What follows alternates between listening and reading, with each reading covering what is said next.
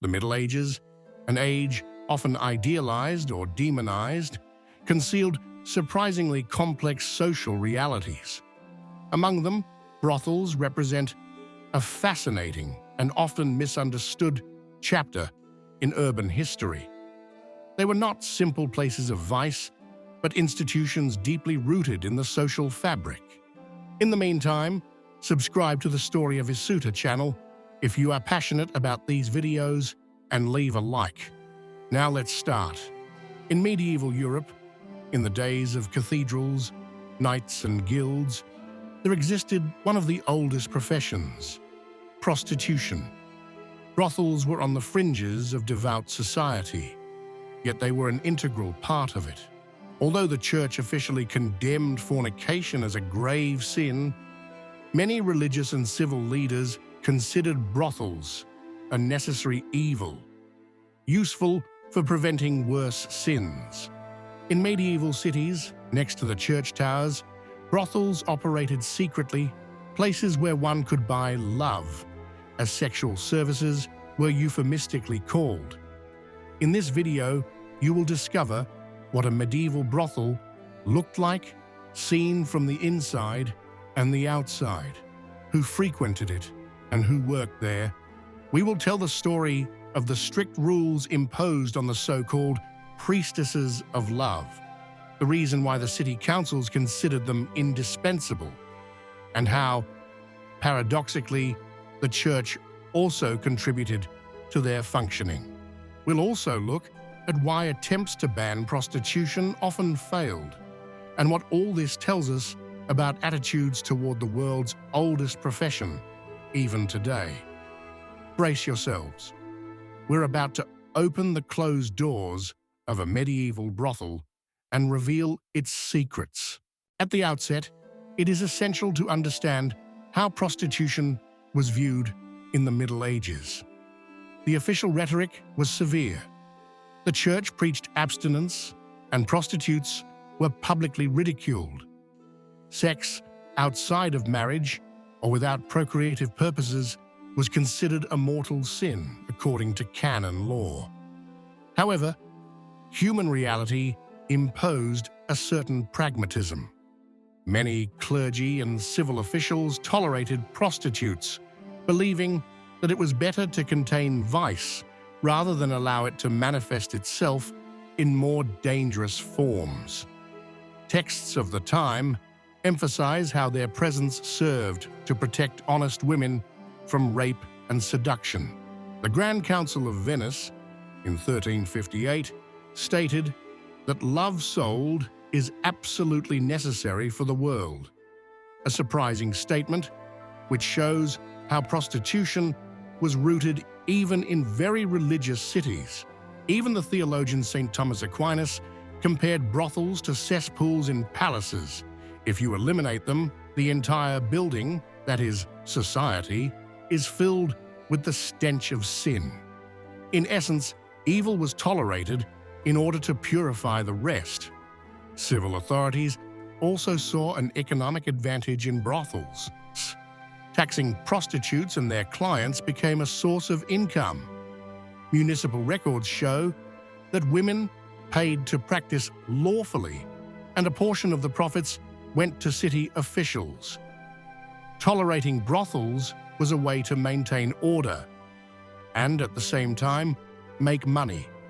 Thus, an implicit pact was born. Prostitution was officially condemned, but in fact, regulated and tolerated. In medieval accounts, we find references to regular customers, bachelors, passing merchants, married men, and even clergymen. Many priests preached against fornication, but turned a blind eye to brothels, considering them a lesser sin than others. Alongside the moral sermons, a parallel reality flourished, that of the brothels, always full despite the sentences. But how did the idea of concentrating them in official places come about? In the early Middle Ages, when cities were small and dominated by ecclesiastical morality, prostitution was more hidden. Fallen women were found on the margins, along the streets, in markets, in the corners of taverns, or in public baths, often used for secret meetings. The laws tried to keep them away, but as long as they were scattered throughout the city, it was difficult to control them. With the urban growth of the 10th century and greater municipal organization, the idea of concentrating prostitution in designated areas emerged. From London to Italy, authorities established official brothels, where women were required to work under supervision. This allowed them to collect taxes, maintain order, and, to some extent, control customs. Every large city in Western Europe had its official brothel, open to all men, regardless of status. The appearance of the brothel varied according to the wealth of the city. Some were modest hovels, others, like those in Lyon or in Papal Avignon, were so sumptuous that they were compared to noble palaces. In addition to the official ones, however, there were also private brothels, small houses with a few girls, in competition with the city monopoly. The authorities sometimes intervened against these. The term brothel comes from the French bourd, which meant a hut or table. These were wooden shelters along the ports, frequented by sailors in search of company. From these huts arose brothels, which over time transformed into increasingly elegant pleasure houses. In the 15th century, a Venetian traveller complained that some brothels had become as sumptuous as merchants' houses. Brothels also appeared in the Czech territories during the reign of the Luxembourgs.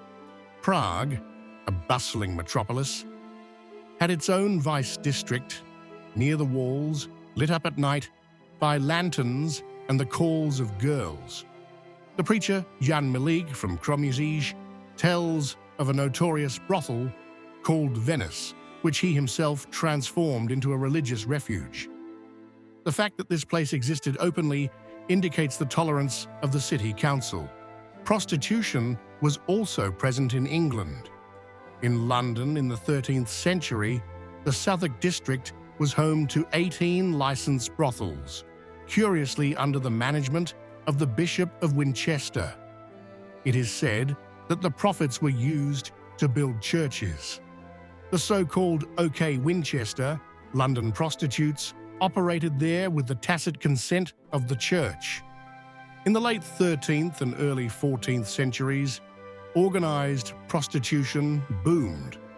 Brothels could be found in every major city, from Paris to Nuremberg to Florence.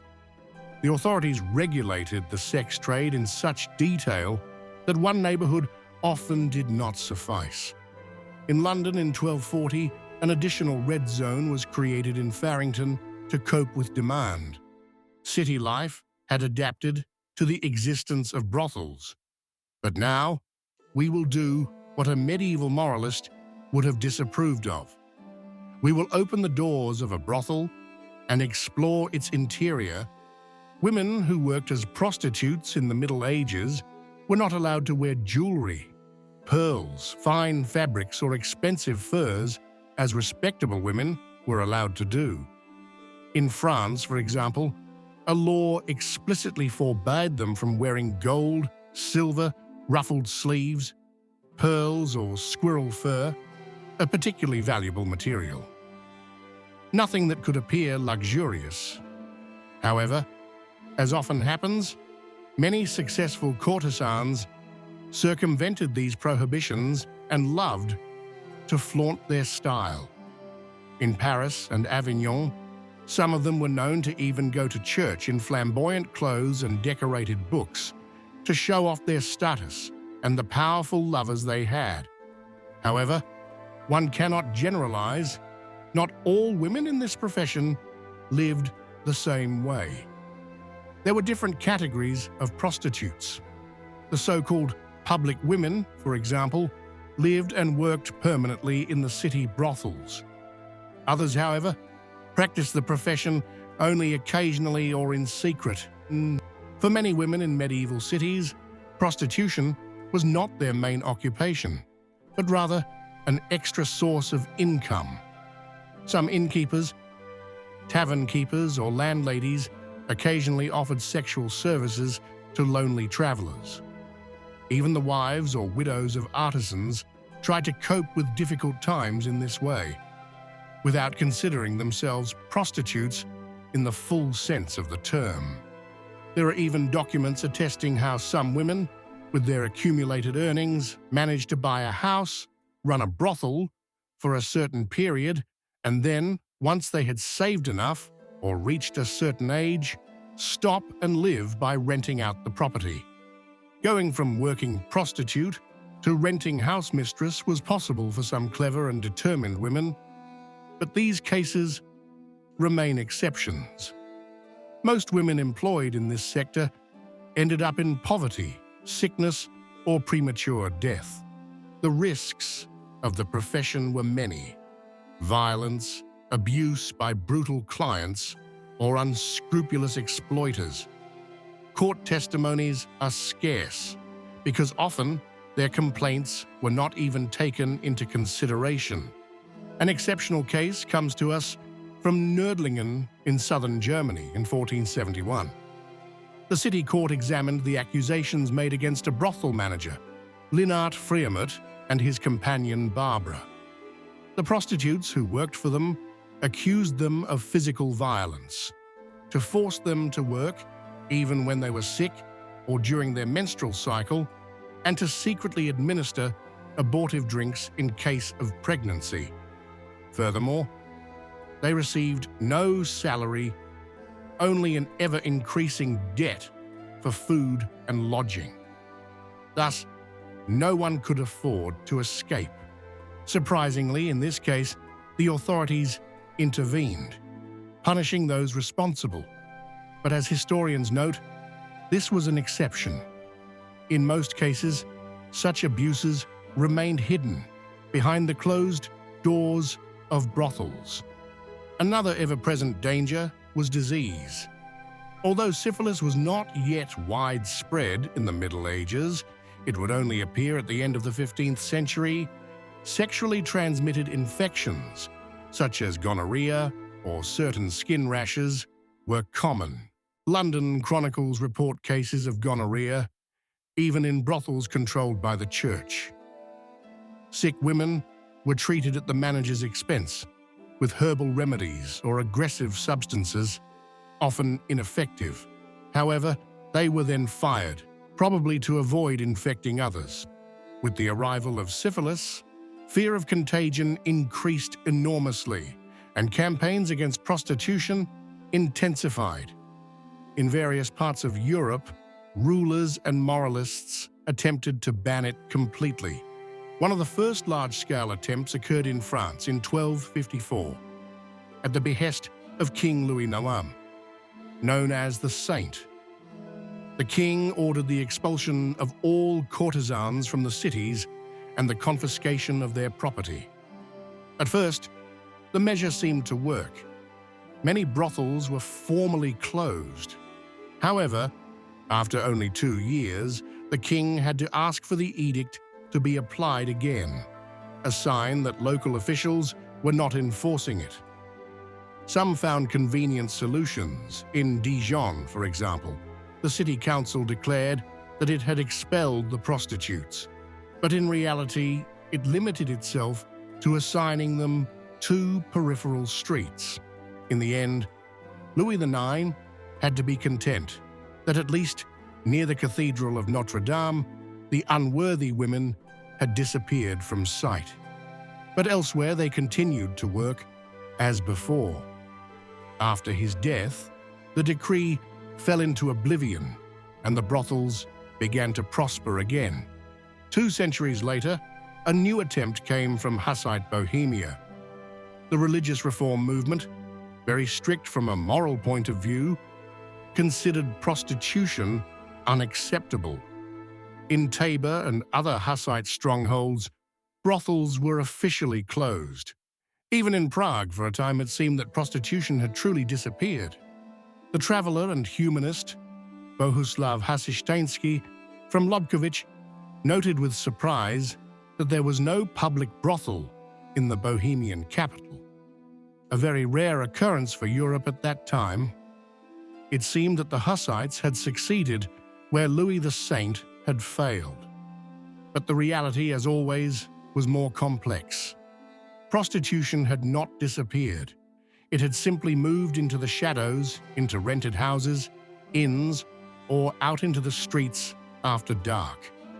As historian Joseph Mayek observed, even though the brothel was burned, the fire spread throughout the city. In 1530, in Prague, a high-class courtesan was documented who received clients in her home, despite the prohibitions. Some intellectuals of the time recognized the uselessness of prohibition. In the 15th century, the priest and jurist Pavel Židek advised King Jiří of Poděbrady to reopen regulated brothels, arguing that clandestine prostitution had worsened the situation. This kind of pragmatic approach is even echoed in the thinking of St. Thomas Aquinas, according to whom eliminating completely what he called the sewer of society would have brought even greater harm. Even in England in 1546, Henry VIII ordered the closure of the London brothels. In the midst of the Reformation and under the nightmare of syphilis. Thus, symbolically ended the golden age of medieval brothels. But once again, prostitution moved elsewhere. Taverns, alehouses, inns. The Bankside district of London, for example, continued to be synonymous with vice for centuries, even though it lost the legal protection that official brothels had offered. Attempts to eliminate prostitution altogether, therefore, almost always failed. Every time zero tolerance was sought, the phenomenon simply moved into illegality. Thus, over time, many governments returned to regulate the sector, preferring the lesser evil of official control to total secrecy. Even in the following centuries, between the Reformation and the Counter-Reformation, prostitution was never truly eradicated. In the 19th and 20th centuries, European states returned to systems similar to those of the Middle Ages. Registration of prostitutes, health checks, and licensed brothels in designated areas. But this is already another era. It is time to take stock of what the Middle Ages have taught us. So, what was a medieval brothel like? We have seen that it was a surprisingly structured institution with rules, taxes, health checks, and an internal hierarchy. It could be a simple shack near the walls or a sumptuous house in the center of the city, run with the approval of the city council or even the church. Yet despite the apparent organization, the lives of the women inside were harsh, often marked by abuse and deprivation. The Middle Ages offer us a valuable lesson. Even in an age that publicly preached a severe morality, pragmatism pushed many to accept and deal with a phenomenon that could not be eradicated. Many of the dilemmas of that time, legalize or ban, tolerate or repress, still resonate today. Some argue that regulating prostitution is the best way to protect its protagonists and limit its damage, as certain medieval counselors thought. Others see prostitution as a moral evil to be eradicated. Laws change, language evolves. Today we prefer to talk about sex workers, but the social stigma remains difficult to break down. Ideally, crossing the doors of a medieval brothel, we saw not only historical curiosities, but also a reflection of the present. Perhaps, as Pavel Židek suggested, the wisest way is to approach the problem with realism, historicity, and humanity. We cannot erase it, but we can try to reduce the damage and guarantee dignity and rights to those who experience it firsthand. That's all for today. And what do you think about brothels in the Middle Ages? Let me know in the comments your opinion is very important. See you next time. Bye.